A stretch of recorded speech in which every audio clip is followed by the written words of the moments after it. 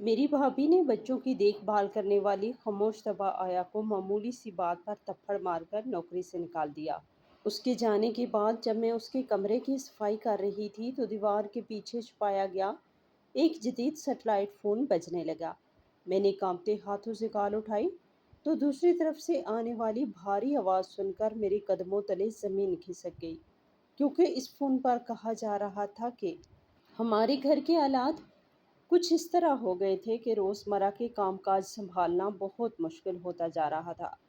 भाभी की तबीयत पिछले कुछ अरसे से मुसलसल ख़राब रहने लगी थी और उन्हें हर वक्त थकावट और सर दर्द की शिकायत रहती थी। घर में दो छोटे बच्चे थे जिनकी हर वक्त की शरारतें और भाग दौड़ भाभी के लिए मज़ीद परेशानी का बायस बनती थी। बच्चे सारा दिन सहन में खेलते थे और जब मट्टी में लथपथ होकर अंदर आ जाते तो कभी किसी चीज़ को तोड़ देते। भाभी चूंकि बीमार रहती थी इसलिए उनके मिजाज में बहुत ज़्यादा चिड़चिड़ापन आ गया था। वो बात बात पर गुस्सा करने लगी थी और बच्चों को भी डांटती रहती थी। इन हालात को देखते हुए हम सब घर वालों ने मिलकर ये फैसला किया कि घर के कामों और ख़ास तौर पर बच्चों की देखभाल के लिए एक मुलाजमा रख लेनी चाहिए, ताकि भाभी को कुछ आराम मिल सके और बच्चों की भी सही तरीके से देखभाल हो सके। इस फैसले के बाद हमने मोहल्ले की चंद औरतों से बात की ताकि वो कोई अच्छी और काबिल भरोसा औरत मिल सके। कुछ दिन की तलाश करने के बाद एक जानने वाली औरत हमारे घर एक गरीब सी औरत को लेकर आई, जिसका नाम तो हमें ठीक से याद नहीं, लेकिन हम सब ने उसे आया कहना शुरू कर दिया। वो देखने में इंतहाई सादा और खामोश तबा औरत थी। उसका लिबास पुराना लेकिन साफ सुथरा था और उसके चेहरे पर एक अजीब सी संजीदगी और खामोशी छाई हुई थी। हमने उसे घर के काम और बच्चों की जिम्मेदारी समझा दी और उसने बगैर कोई सवाल किए बस इस बात में सर हिला दिया। पहले ही दिन से हमने ये बात महसूस कर ली थी कि वो ज़रूरत से ज़्यादा खामोश रहने वाली औरत है। वो सुबह सवेरे घर आ जाती और खामोशी से अपने कामों में लग जाती। सबसे पहले वो पूरे घर की सफाई करती, झाड़ू देती और फिर किचन में जाकर बच्चों के लिए नाश्ता तैयार करती। इस दौरान अगर हम में से कोई इससे कुछ पूछता तो वो सिर्फ हाँ या ना में सर हिलाकर जवाब दे देती। जब बहुत मजबूरी में एक आध लफ्ज़ बोल देती। उसकी ये खामोशी शुरू में तो हमें अच्छी लगी, क्योंकि आमतौर पर मुलाजमाएँ बहुत ज़्यादा बोलती हैं और घर की बातें बाहर करती हैं, लेकिन इस आया का रवैया बिल्कुल मुख्तलिफ था। वो अपने काम से काम रखती थी और किसी की बातों में दखल नहीं देती थी। वो बच्चों का बहुत ख्याल रखती थी, उनके कपड़े तब्दील करवाना, उन्हें खाना खिलाना और उनके साथ खेलना, ये सब वो इतनी तवज्जो और लगन से करती थी कि बच्चे भी बहुत जल्द उसके साथ घुल मिल गए और उसके आदी हो गए। बच्चे उसके पीछे पीछे घूमते रहते और वो भी उनकी हर बात मानती थी। लेकिन उसका ये खामोश रवैया भाभी के लिए सबसे बड़ी उलझन बनता जा रहा था। भाभी को शुरू से ही इस औरत पर एक अजीब सा शक था। उनका मानना था कि जो इंसान इतना ज़्यादा खामोश रहता है उसके दिल में ज़रूर कोई ना कोई खोट होता है और वो कोई गहरी साजिश कर रहा होता है। भाभी अक्सर मुझसे कहती थी कि इस औरत की खामोशी उन्हें अंदर से डराती है। उन्हें लगता है जैसे ये घर हमारे घर में किसी ख़ास मकसद के लिए आई है और इसकी नज़रें हर वक्त घर के कोनों को घूरती रहती हैं। मैं हमेशा भाभी की इन बातों को उनका वहम करार देकर टाल दिया करती थी। मैं उन्हें समझाती थी कि वो बिलावजह एक गरीब और मजबूर औरत पर शक कर रही हैं। वो सारा दिन हमारे घर में मेहनत करती है, बच्चों का इतना ज़्यादा ख्याल रखती है और कभी किसी चीज़ की शिकायत भी नहीं करती।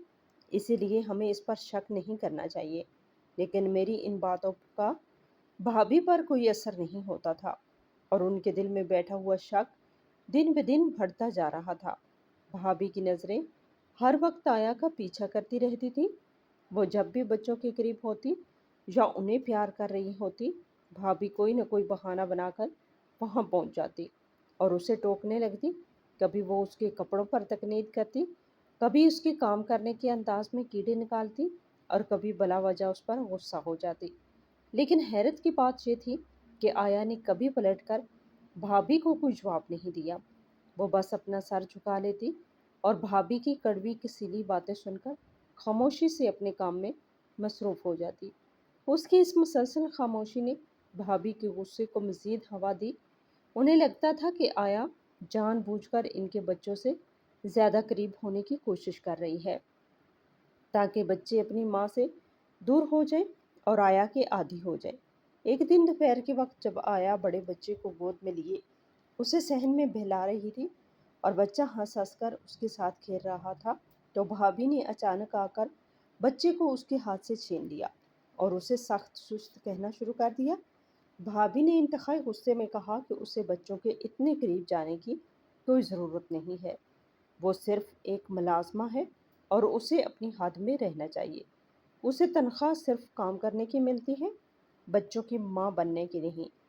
آیا نے اس دن بھی کوئی جواب نہیں دیا اور خاموشی سے کچن کی طرف چلی گئی، لیکن اس کے چہرے پر ایک عجیب سی سرد مہری تھی جو ہم سب نے محسوس کی۔ بھابھی نے اس رات بھی گھر میں بہت ہنگامہ کیا اور مجھ سے کہا کہ اس عورت کو کل ہی گھر سے نکال دینا چاہیے، یہ ہمارے بچوں کے لیے بالکل بھی ٹھیک نہیں ہے۔ میں نے انہیں بہت مشکل سے سمجھایا کہ آج کل ایسی ایماندار اور محنتی ملازمہ ملنا بہت مشکل ہے جو اتنے کم پیسوں میں گھر کا سارا کام کر لے، اور پھر بچوں کو بھی اس کی عادت ہو گئی ہے۔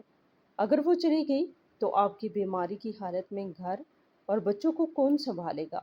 میری ان باتوں کا بھابھی پر کچھ اثر تو ہوا اور وہ وقتی طور پر چپ ہو گئی، لیکن ان کے دل کا غبار کم نہیں ہوا اور انہوں نے مزید فیصلہ کر لیا کہ وہ اس پر مزید کڑی نظر رکھیں گی، اور جیسے ہی اس سے کوئی چھوٹی سی بھی غلطی ہوئی تو وہ اسے فوراً بغیر سوچے سمجھے گھر سے باہر نکال دیں گی۔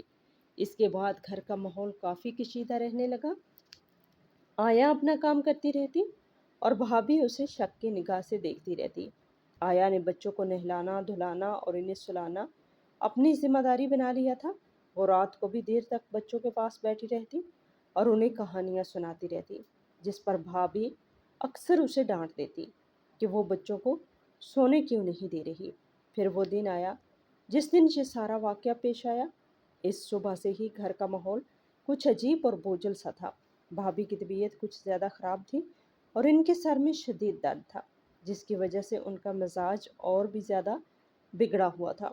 وہ صبح سے ہی غصے میں تھی اور گھر کے ہر فرد پر جھنجھلا رہی تھی۔ آیا صبح سویرے آ گئی تھی اور اس نے اپنے معمول کے مطابق گھر کی صفائی شروع کر دی۔ اس نے بچوں کو ناشتہ کروایا اور انہیں صحن میں کھیلنے کے لیے چھوڑ دیا اور خود کپڑے دھونے میں لگ گئی۔ بچے صحن میں بھاگ دوڑ کر رہے تھے اور ایک دوسرے کے ساتھ کھیل رہے تھے۔ بڑا بچہ کھیلتا ہوا اچانک ایک پتھر سے ٹکرا کر گر گیا اور اس کے گھٹنے پر ہلکی سی چوٹ لگ گئی۔ چوٹ لگتے ہی وہ زور زور سے رونے لگا اور اس کی چیخیں پورے گھر میں گونجنے لگی۔ آیا جو قریب ہی کپڑے دھو رہی تھی تیزی سے بھاگتی ہوئی اس کے پاس آئی اور اسے گود میں اٹھا کر چپ کروانے لگی۔ اس نے بچے کو اپنے سینے سے لگا رکھا تھا اور اس کے آنسو صاف کرتے ہوئے اس کے ماتھے پر پیار کر رہی تھی۔ بالکل اسی وقت بھابھی اپنے کمرے سے باہر آئی اور انہوں نے یہ منظر دیکھ لیا۔ ان کے سر کا درد اور بچے کی رونے کی آواز نے مل کر ان کے غصے کو آسمان پر پہنچا دیا تھا۔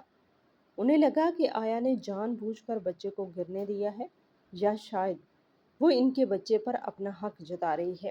وہ تیزی سے چلتی ہوئی صحن میں آئی اور آیا کے ہاتھ سے بچے کو بے دردی سے کھینچ کر اپنے سینے سے لگا لیا۔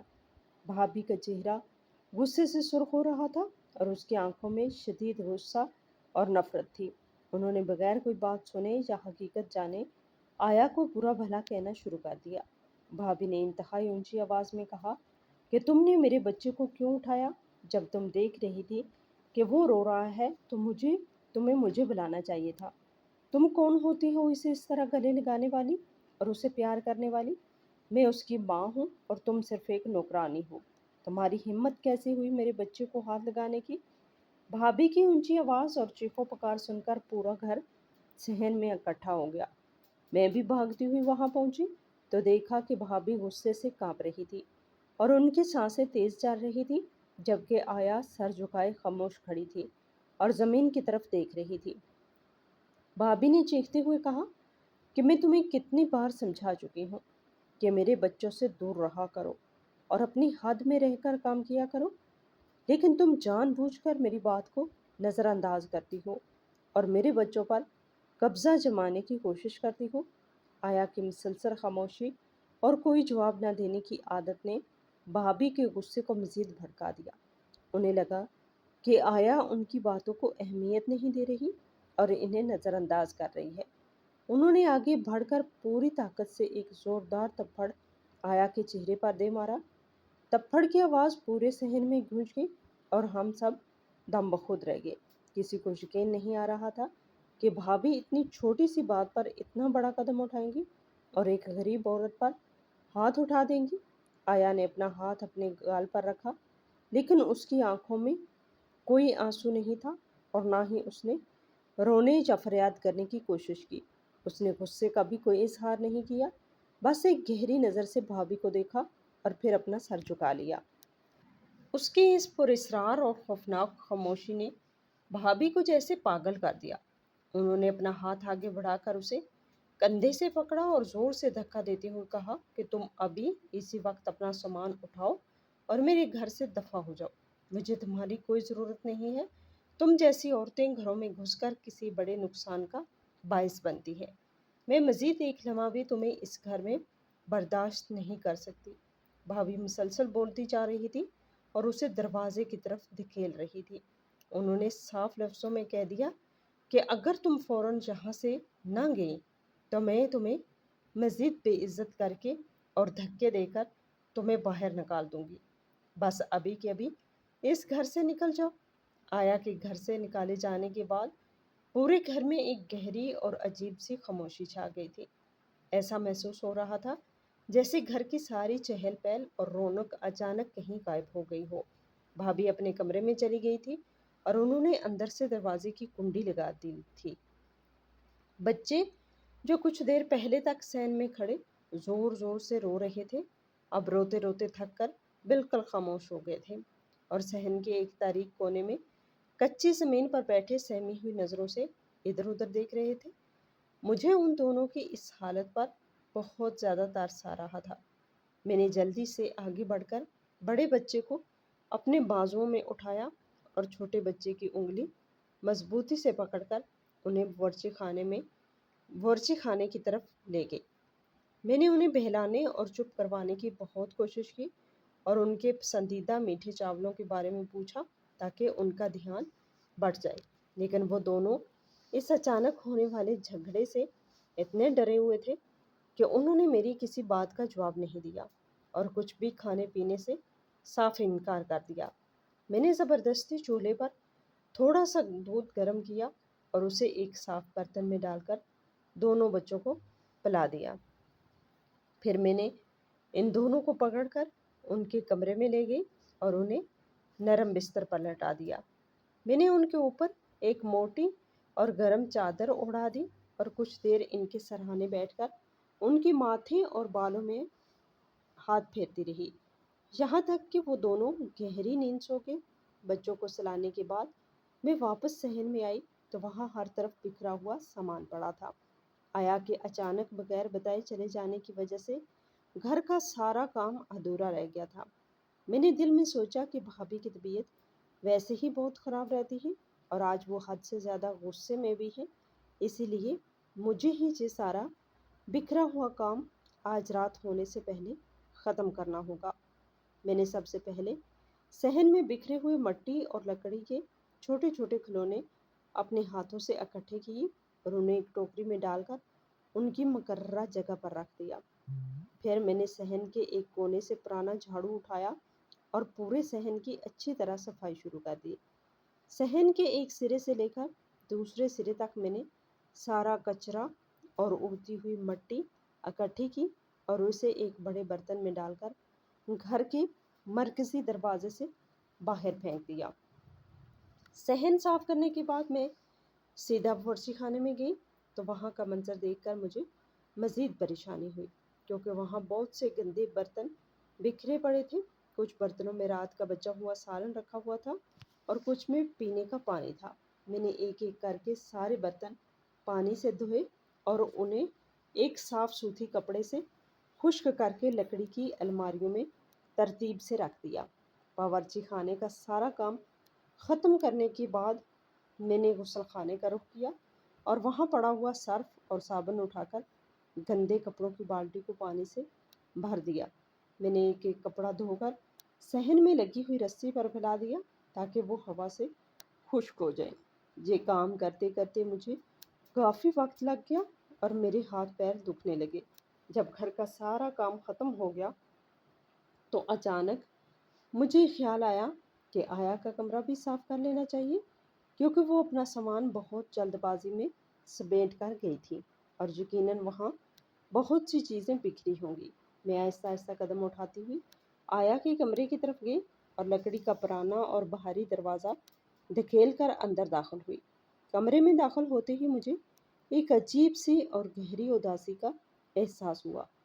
یہ کمرہ وہی تھا جہاں آیا پچھلے کئی دنوں سے مسلسل رہ رہی تھی، اور اب یہ بالکل سونا اور خالی لگ رہا تھا۔ کمرے میں روزمرہ کا سامان بہت کم تھا۔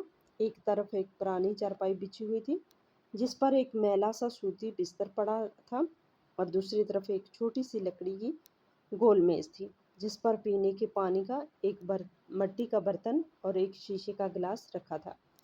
میں نے سب سے پہلے چارپائی پر پڑے ہوئے بستر کو سمیٹا اور اسے باہر صحن میں لے جا کر اپنے ہاتھوں سے اچھی طرح جھاڑا تاکہ اس میں چھپی ہوئی ساری گرد اور مٹی نکل جائے۔ پھر میں نے اسے لا کر دوبارہ چارپائی پر سیدھا کر کے بچھا دیا۔ اس کے بعد میں نے لکڑی کی میز کو ایک گیلے کپڑے سے صاف کیا اور پانی کے برتن اور گلاس کو دھو کر واپس اپنی جگہ پر رکھ دیا۔ کمرے کے کچے فرش پر کافی مٹی جمع ہو چکی تھی۔ میں نے جھاڑو سے پورے کمرے کی اچھی طرح صفائی کی اور پھر ایک گیلے کپڑے سے فرش کو رگڑ کر صاف کیا تاکہ ساری جمی ہوئی مٹی نکل جائے۔ صفائی کرتے ہوئے میں مسلسل آیا کے بارے میں ہی سوچ رہی تھی کہ وہ کتنی خوش اور بظاہر غریب عورت تھی، اور کیسے بھابھی نے اسے اتنی چھوٹی سی بات پر سب کے سامنے بے عزت کر کے گھر سے نکال دیا۔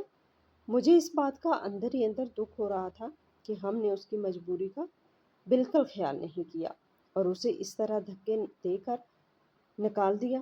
میرا دل کہہ رہا تھا کہ شاید بھابھی نے بہت جلدی فیصلہ کیا اور شاید غصے میں آ کر ایک غریب عورت کا روزگار چھین لیا۔ صفائی کا کام تقریباً ختم ہو چکا تھا، بس کمرے کی دیواروں پہ لگی ہوئی کچھ پرانی گرد صاف کرنا باقی تھی۔ میں نے ایک کپڑا لیا اور دیواروں کو صاف کرنا شروع کر دیا۔ میں دیوار کے ایک کونے سے لے کر دوسرے کونے تک کپڑا پھیر رہی تھی۔ اسی دوران میری نظر تصویر پر لگی ہوئی ایک پرانی اور دھندلی سی تصویر پر پڑی۔ یہ تصویر بہت عرصے سے اس کمرے میں لگی ہوئی تھی اور اس پر کافی گرد جم چکی تھی۔ یہ ایک قدرتی منظر کی تصویر تھی جس میں کچھ بڑے درخت اور اونچے پہاڑ بنے ہوئے تھے۔ میں نے سوچا جاتے جاتے اسے بھی صاف کر دوں۔ میں نے تصویر کے لکڑی کے خول کو دونوں ہاتھوں سے پکڑ کر ہلکا سا اپنی طرف کھینچا تاکہ اسے دیوار سے نیچے اتار سکوں، لیکن جیسے ہی میں نے تصویر کو اس کی جگہ سے ہٹایا مجھے اس کے پیچھے دیوار میں ایک چھوٹا سا چوکور سوراخ نظر آیا۔ یہ سوراخ ایسا تھا جیسے دیوار کی کچھ اینٹیں نکال کر اسے جان بوجھ کر کسی چیز کو چھپانے کے لیے بنایا گیا ہو۔ مجھے یہ دیکھ کر بہت حیرت ہوئی۔ میں نے اس سے پہلے کبھی اس کمرے کی دیوار میں ایسا کوئی سوراخ نہیں دیکھا تھا۔ میں نے تصویر کو پوری طرح نیچے اتارا اور سوراخ کے اندر جھانک کر دیکھنے کی کوشش کی۔ سوراخ کے اندر مکمل اندھیرا تھا اور مجھے دور دور تک کچھ بھی صاف نظر نہیں آ رہا تھا۔ میں نے اپنا دایاں ہاتھ آہستہ آہستہ سوراخ کے اندر ڈالا تو میری انگلیاں کسی سخت اور ٹھنڈی چیز سے ٹکرائیں۔ میں نے اس چیز کو اپنے ہاتھ سے مضبوطی سے پکڑا اور کھینچ کر باہر نکال لیا۔ جب میں نے اپنے ہاتھ کے موجود اس چیز کو دیکھا تو میری حیرت اور پریشانی کی کوئی انتہا نہ رہی۔ یہ ایک بہت ہی جدید قسم کا بات کرنے والا آلہ تھا جس پر بہت سے ابھرے ہوئے نشان بنے ہوئے تھے اور ایک چھوٹا سا چمکدار شیشہ بھی لگا ہوا تھا۔ یہ عام استعمال ہونے والے آلات سے بہت مختلف اور وزن میں کافی بھاری تھا، اور اسے دیکھ کر ہی صاف اندازہ ہو رہا تھا کہ یہ کوئی بہت مہنگی اور خاص چیز ہے جو عام لوگوں کے پاس بالکل نہیں ہوتی۔ مجھے سمجھ نہیں آ رہا تھا کہ اتنا مہنگا اور جدید آلہ اس غریب اور سادہ سی آیا کے کمرے میں کیا کر رہا ہے، اور اس نے اسے اتنی ہوشیاری سے دیوار کے پیچھے क्यों छुपा रखा था? मैं इस आले को अपने दोनों हाथों में पकड़े हैरत से देख रही थी और मेरे जहन में एक साथ बहुत से सवाल गर्दिश कर रहे थे। क्या आया वाकई इतनी सादी और गरीब थी जितना वो हमें नजर आती थी, या वो किसी बहुत बड़े और खतरनाक मंसूबे का अहम हिस्सा थी? क्या वो हमारे घर में किसी खास मकसद के लिए आई थी और उसका बच्चों के साथ इतना प्यार करना सिर्फ एक झूठा दिखावा था? मुझे अचानक भाभी की वो सारी पुरानी बातें याद आने लगी जो वो अक्सर आया के बारे में किया कहा करती थी, कि वो कोई गहरी साजिश कर रही है और उसकी पुरस्कार खामोशी के पीछे ज़रूर कोई बहुत बड़ा राज छुपा है। इस वक्त मैं भाभी की इन सब बातों को उनका वहम समझकर नज़रअंदाज कर देती थी, लेकिन अब इस अजीबो गरीब आले को अपने हाथ में देखकर मुझे लग रहा था शायद भाभी का वो शक बिल्कुल दुरुस्त था और आया वाकई हमारे घर में किसी बहुत खतरनाक इरादे से दाखिल हुई थी। मैंने इस आले को वापस इसी दीवार के सुराख में रखने का सोचा, लेकिन फिर मेरे दिल में एक अजीब सा खौफ और शदीद तजस्सुस पैदा हुआ। मैं हर हाल में ये जानना चाहती थी कि आखिर इस औरत का असल मकसद क्या है और ये आला उसके पास कहाँ से आया। मैं इस आले को मजबूती से अपने हाथ में पकड़े वहीं पुरानी चारपाई पर बैठ गई और इसके शीशे को मुसलसल घूरने लगी। मेरे जहन में भाभी का वो शदीद गुस्सा, इनका आया को सबके सामने जोरदार थप्पड़ मारना और उसे धक्के देकर घर से निकालना बार बार घूम रहा था। मुझे आहिस्ता आहिस्ता इस बात का एहसास हो रहा था कि हम कितनी बड़ी और खौफनाक मुसीबत से बाल बाल बचे हैं, और अगर भाभी इस वक्त गुस्सा न करती और आया को बर वक्त घर से न निकालती तो शायद आज रात हमारे घर में कुछ बहुत बुरा और भयानक होने वाला था। मुझे भाभी के इस सालमाना रवैये पर अब बिल्कुल गुस्सा नहीं आ रहा था, बल्कि एक तरह का दिली सुकून महसूस हो रहा था। लेकिन इसके साथ ही मुझे ये अफसोस भी था कि हमने इतने दिन एक ऐसी औरत को अपने घर में बना दी जो बाजारों का स्वर्ग, लेकिन किसी भी वक्त हमें और हमारे खानदान को बहुत बड़ा नुकसान पहुंचा सकती है। मैं इस आले को अपने हाथ में पकड़े अपनी सोचों में डूब रही थी कि अचानक इस आले से एक बहुत तेज और अजीब सी आवाज आने लगी। ये आवाज किसी अहम घंटी जैसी बिल्कुल नहीं थी, बल्कि बहुत तेज और थकने वाली थी। इस अचानक पैदा होने वाले शोर से कमरे की खामोशी टूट गई और मेरा दिल जोर जोर से धड़कने लगा। मेरे हाथ पांव यकदम ढीले पड़ गए और मुझे समझ नहीं आ रहा था कि मैं क्या करूं। आवाज की सनसनी आ रही थी और वो आला मेरे हाथ में घूम रहा था। मैंने घबराहट में उसे चरपाई पर खोलने का सोचा, लेकिन तजस्सुस ने मुझे रोक दिया। मैं जानना चाहती थी कि दूसरी तरफ कौन है और उसका खामोश साया से क्या ताल्लुक है। मैंने कांपते हाथों से इशारे पर बने एक उभरे हुए बटन को दबाया तो वो तेज आवाज बंद हो गई और अंदर से सनसनाहट की आवाज आने लगी। मैंने डरते डरते इशारे को अपने कान के करीब किया। मेरा सारा जिस्म दर्द से डर से कांप रहा था। अचानक एक बहुत भारी और खतरनाक आवाज इशारे से उठी जिसने मेरे पूरे वजूद को हिला के रख दिया। इस शख्स ने इंतहाई गुस्से और बेसब्री से बोलना शुरू किया और इसकी हर बात मेरे दिल पर आग की तरह लगने लगी। वो शख्स मुसलसल बोल रहा था और उसे इस बात का बिल्कुल भी अंदाजा नहीं था कि दूसरी तरफ वो खामोश औरत नहीं है, बल्कि मैं इसकी सारी बातें सुन रही हूँ। इस पहाड़ी आवाज वाले शख्स ने कहा कि तुम अब तक खामोश क्यों हो? तुम जानती हो कि आज रात का वक्त कितना अहम है। हमने तुम्हें इस घर में सिर्फ बच्चों की देखभाल के लिए नहीं भेजा था, बल्कि एक बहुत बड़े और अहम काम के लिए भेजा था जो हर हाल में आज रात मुकम्मल होना चाहिए।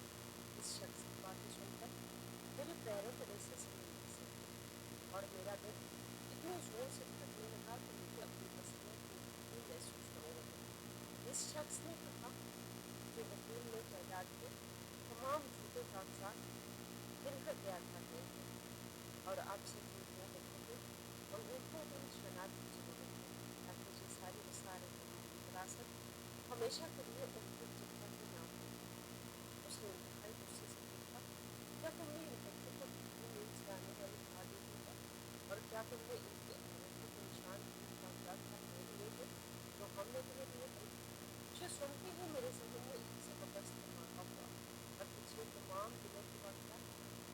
کر کے میری آنکھوں کے سامنے گھومنے لگے۔ مجھے اچانک وہ ساری باتیں سمجھ آنے لگی جو پہلے مجھے معمولی لگتی تھی۔ مجھے یاد آیا کہ وہ خاموش عورت کس طرح بچوں کے حد سے زیادہ قریب جانے کی کوشش کرتی ہے، اور خاص طور پر ان کے ہاتھوں کو اپنے ہاتھوں میں لے کر دیر تک سکھلاتی رہتی ہے۔ وہ اکثر بچوں کو مٹی میں کھیلنے دیتی اور پھر ان کے ہاتھ دبانے کے بہانے ان کی انگلیوں اور انگوٹھوں کو غور سے دیکھتی رہتی تھی۔ مجھے یہ بھی یاد آیا کہ کل رات جب بچے سو رہے تھے تو میں ان کے سرانے بیٹھی ان کے ہاتھوں کو کسی کاغذ پر رکھنے کی کوشش کر رہی تھی، لیکن بھابھی کے اچانک آ جانے کی وجہ سے وہ گھبرا کر پیچھے ہٹ گئی تھی۔ وہ شخص دوسری طرف سے مسلسل بولتا جا رہا تھا، اس کی ہر بات ایک نیا اور خوفناک راز کھول رہی تھی۔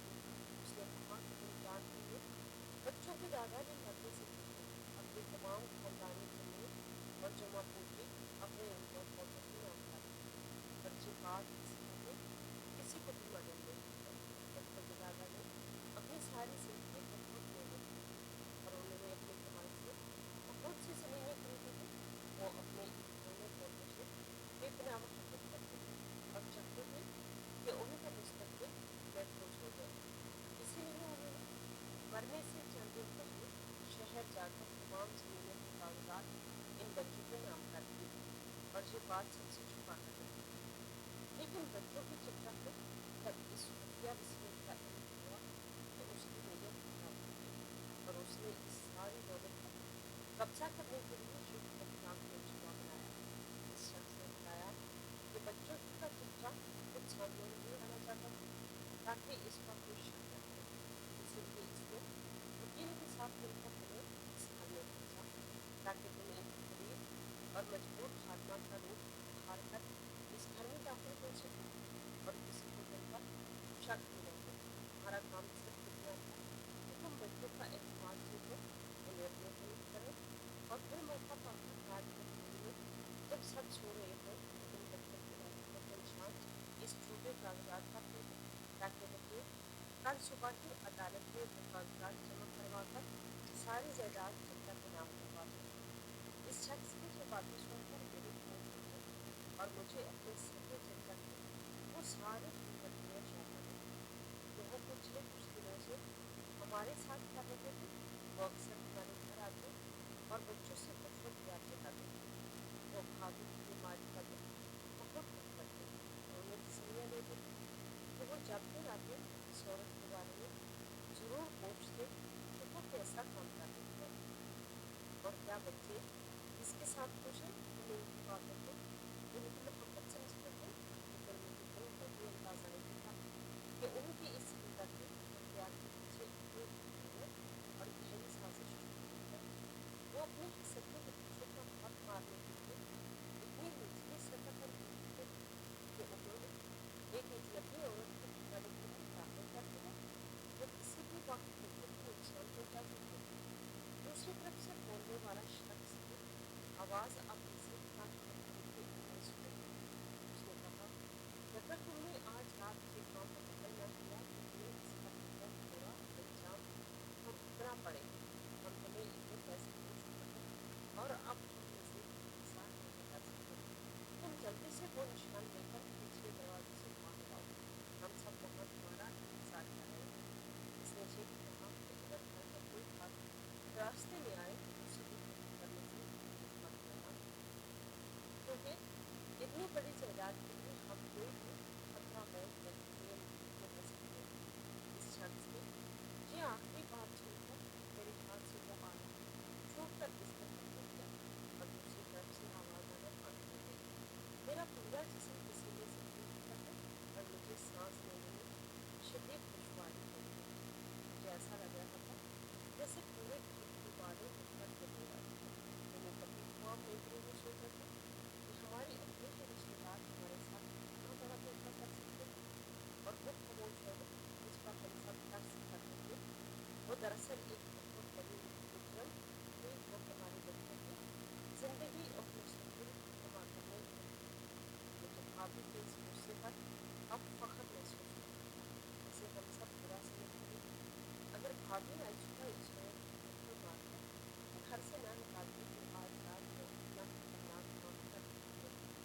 और हम सब इस सफाई से बिल्कुल बेखबर थे कि नींद सो रहे हैं।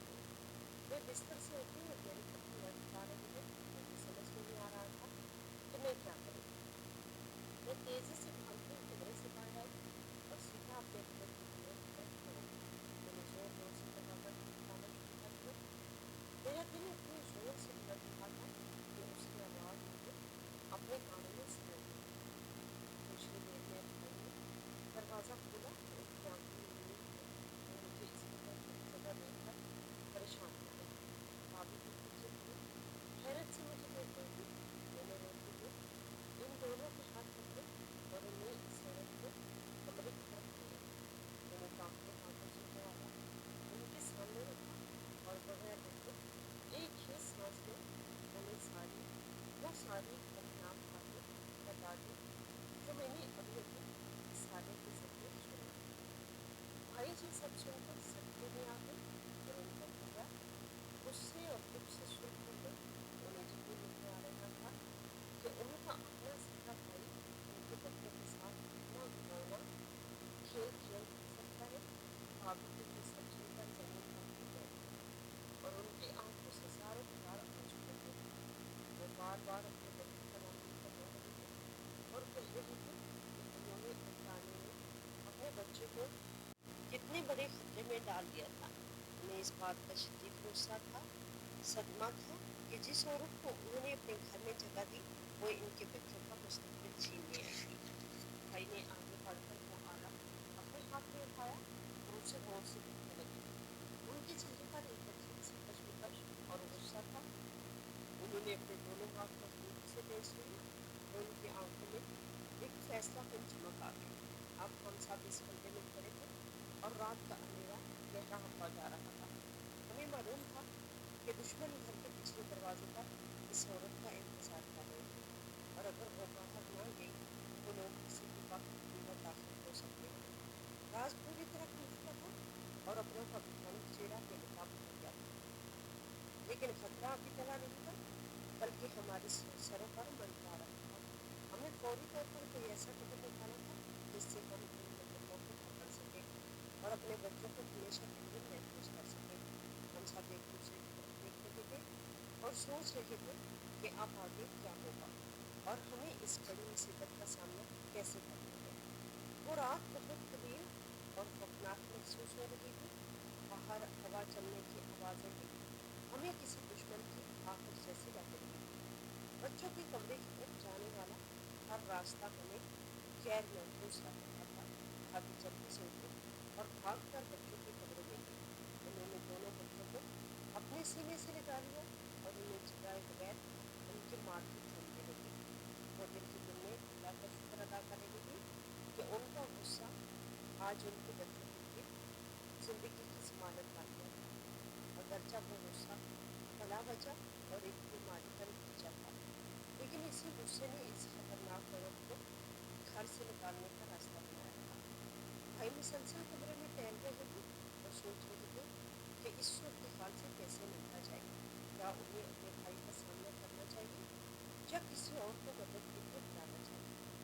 वो आला बिस्तर पर पड़ा अपनी खौफनाक कहानी सुना रहा था और हम सब इस हकीकत को खत्म करने की कोशिश कर रहे थे कि जिन लोगों पर हम सबसे ज्यादा भरोसा करते थे वही हमारी जगह काटने में मसरूफ थे। इस समय हमें ये भी अंदाजा हो रहा था कि वो औरत यकीनन अब तक इन लोगों को बता चुकी होगी कि उसे घर से निकाल दिया गया है, या फिर शायद वो अब तक इन तक पहुंची ही नहीं थी। अगर वो इन तक पहुंची थी तो इसका मतलब था कि अब भी हमारे घर के आसपास यही मौजूद हो सकती है और अंधेरे का फायदा उठाकर दोबारा अंदर दाखिल होने की कोशिश कर सकती है। इस ख्याल ने हमारे खौफ में मज़ीद इजाफा कर दिया था और हमने घर के तमाम दरवाजे और खिड़कियां चेक करने का इरादा किया ताकि कोई भी अंदर न आ सके। भाई ने कुछ देर सोचने के बाद फैसला किया कि अब हमें खुद कोई कदम उठाने के बजाय कानून के मुआवजे को बुलाना चाहिए। उन्होंने तेजी से अपना बात करने वाला आला निकाला और मुतल्लिका महकमे के आला अफसर से रब्ता किया जो उनके पुराने जानने वाले थे। भाई ने उन्हें सारी सूरत हाल से आगाह किया और बताया कि इस इस तरह हमारे अपने सभी रिश्तेदार जायदाद हड़प करने के लिए घर के पिछले दरवाजे पर घात लगाए बैठे हैं। अफसर ने भाई को तसल्ली की और कहा कि वो बिल्कुल खामोश रहे और घर की तमाम बत्तियां बुझा दें ताकि बाहर खड़े लोगों को यही लगे कि घर के सब लोग गहरी नींद सो चुके हैं और उनका मंसूबा कामयाबी की करीब है। भाई ने फौरी तौर पर घर की तमाम बत्तियां बुझा दी और हम सब अंधेरे में सहम कर बैठ गए। भाभी ने बच्चों को अपने सीने से सख्ती से लगा रखा था और उनके होंठ मुसलसल दुआओं में भीगे रहे।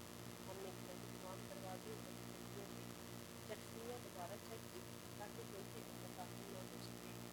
बाहर मुकम्मल खामोशी थी, लेकिन ये खामोशी किसी बड़े तूफान का पता देती थी। कुछ ही देर बाद हमें घर के पिछले दरवाजे के दूर से कुछ सरसराहट और कदमों की आहट सुनाई दी। ऐसा लग रहा था जैसे बाहर खड़े लोग अब बेसब्री हो रहे हैं और खात्मा की घबराहट की वजह से न आने की वजह से वो खुद अंदर दाखिल होने का रास्ता तलाश कर रहे थे। मेरे दिल की धड़कन इतनी तेज हो चुकी थी कि मुझे लग रहा था कि ये आवाज बाहर तक जा रही है। भाई ने एक भारी डंडा अपने हाथ में पकड़ लिया था और वो दरवाजे के करीब खड़े थे ताकि अगर कोई अंदर आने की कोशिश करे वो उसका मुकाबला कर सके। हम सबकी सांसें रुकी हुई थी और हर गुजरता लम्हा एक सदी जैसा लग रहा था।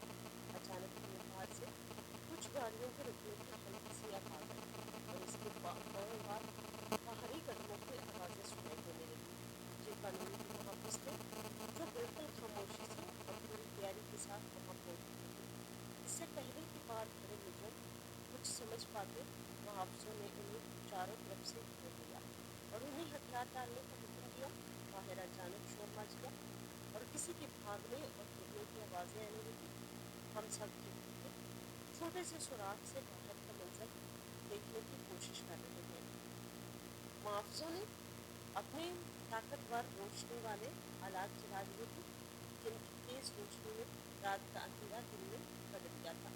हमने देखा कि मुहाफिजों ने 3 लोगों को जमीन पर लिटाकर इनके हाथ पीछे से बांध दिए थे। इनमें से एक वो वकील था जिसने जायदाद के झूठे कागजात तैयार किए थे, दूसरा कोई नामालूम गुंडा था और तीसरा शख्स वो था जिसको देखकर मेरे भाई की आंखों में आंसू आ गए थे। वो हमारा अपना सगा चाचा था जिसने दौलत की लालच में अपने ही खून से गद्दारी की थी। कुछ ही देर में वो फातिमा भी वहां पहुंच गई तो शायद कहीं छुपी हुई थी और अपने साथियों के पकड़े जाने का सुनकर भागने की कोशिश कर रही थी, लेकिन मुहाफिजों ने उसे भी पकड़ लिया और उसके हाथ भी बांध दिए। खतरा पूरी तरह टल चुका था और वो तमाम लोग जो हमारे बच्चों की जिंदगी और मुस्तकबिल तबाह करने आए थे अब कानून की गिरफ्त में थे। आला अफसर ने भाई को बताया और उनसे कोई जल्दी बात करने वाला आला सबूत के तौर पर अपने कब्जे में ले लिया जिसके जरिए हमने इनकी सारी साजिश सुनी। अफसर ने बताया कि ये फातिमा दरअसल एक बहुत पुरानी और आदमी मुजरिमा है जो पहले भी कई घरों में इसी तरह फातिमा बनकर दाखिल हो चुकी है और वहाँ से कीमती सामान और जायदाद के कागजात चोरी कर चुकी है। चचा ने इस मुजरिमा को भारी रकम देकर हमारे घर में भेजा था ताकि वो बड़ी सफाई से बच्चे के अंगूठों के निशानात दे सके। चचा का सर शर्म से झुका हुआ था और उनके चेहरे पर शदीद मौत और पछतावा नजर आ रहा था। भाई ने आगे बढ़कर चचा की आंखों में आंखें डालकर देखा और इंतहाई बेहतर लहजे में उनसे पूछा कि आखिर उन्होंने इतनी बड़ी गद्दारी क्यों की? क्या उन्हें अपने सगे भाई पर जरा भी तरस नहीं आया कि उन्हें अपने बाप की तरह इज्जत देते थे? चचा के पास इन बातों का कोई जवाब नहीं था। वो बस खामोशी से जमीन की तरफ देखते रहे क्योंकि दौलत की हवस ने इन्हें इतना अंधा कर दिया था कि वो रिश्तों का भेद इस में भूल चुके थे। मुआवजों ने इनको सबको अपनी गाड़ियों में बिठाया और वहां से लेकर चले गए। उनके जाने के बाद घर में एक अजीब सा सुकून और इत्मीनान फैल गया, जैसे कि बहुत बड़ा बोझ हमारे सरों से उतर गया हो। हम सब वापस कमरे में आए और एक दूसरे की तरफ देखकर गहरी सांस लेने लगे। भाभी जो अब तक शिद्दत के जज्बात से रो रही थी, उन्होंने आगे बढ़कर मेरे भाई के